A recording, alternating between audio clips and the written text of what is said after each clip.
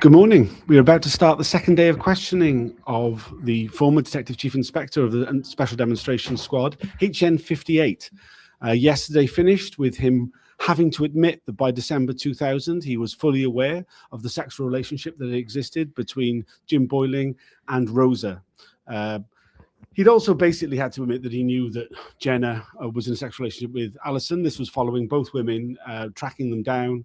Rosa famously calling the office, the SDS office, after finding the number 4 times on one day. It was the last hour of yesterday was quite entertaining, to be perfectly honest. In like, we're not used to being entertained at the end of a policing inquiry, but essentially the questioning sort of set up HN58. He argued very passionately that he definitely didn't know, and then was shown documents which painted him into a corner. Another document. And he sort of, we can't see him, but you know, would have loved to see the body language because he was kind of disappearing into his chair, and then had to admit. And then there was the famous intervention by Mitting, who hardly ever asks a question, but he was like, he wanted to summarize, like, it is your evidence now that you did by December 2000, you knew about the sexual relationships in a sort of long-winded way. And then he had to say yes. So that was like, if Mitting interferes, it's like, it tells you something. He was irritated as well, and he wanted to sort of underline what had happened that last hour. So that makes us like curious what is going to happen today, because yesterday we like, within an hour, we were saying like, oh my God, that's going to be a long 3 days. He's going to deny, say, I can't remember, I can't recall. It's too long ago. Like all the others, it seems like they've had a memo. Like this is the way we approach it. But then, you know, David Barr, Casey is like, he knows these kind of people right now, and he's building up his questioning. He's using so many documents. So today, I guess we're going to go through there were many famous undercovers, and when he was head of the unit, we're going to continue with others that we haven't discussed yet. For instance, James Thompson, who was a famous, very well famous. Let me stop use that word. He was in several relationships as well.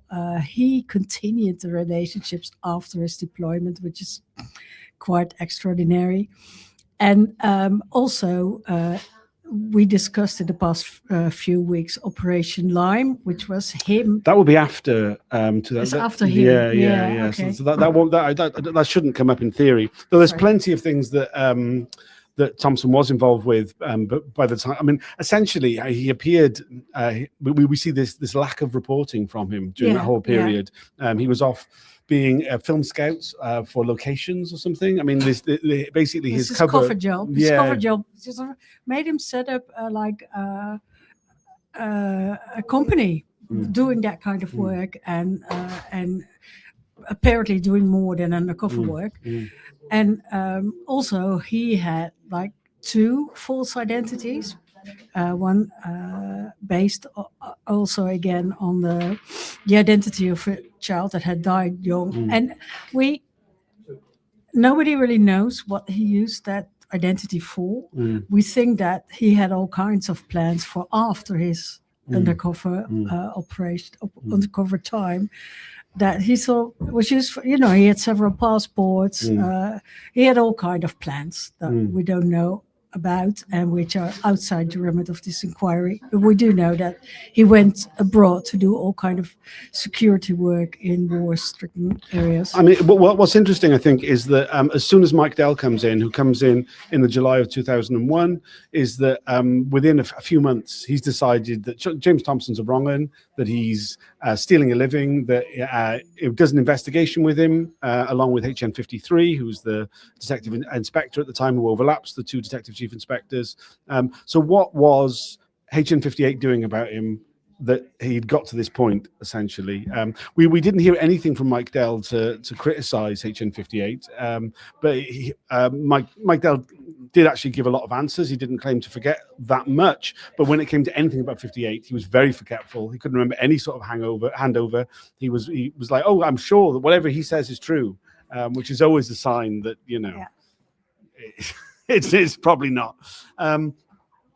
We have looked already at Jenna, but I think there's still quite a bit left of Jenna to be looked at. Also, HN28, Christine Green, he claimed a complete lack of knowledge of the Joe Tax situation, which just looking at the documents just isn't credible in any sense. No. We've also we can cross-reference what we heard from Tiddy, the detective sergeant who gave evidence last week before, who was deployed at the same time. We've already been taken to the female antenna document that he wrote. I think there's more there as well. People are starting to go in. It's the hearing starts at 10. The broadcast should start at 10:15. Thank you for everybody who's following. Thank you for everybody who's liking and sharing. Makes a huge difference. We'll see you during the first break and let you know.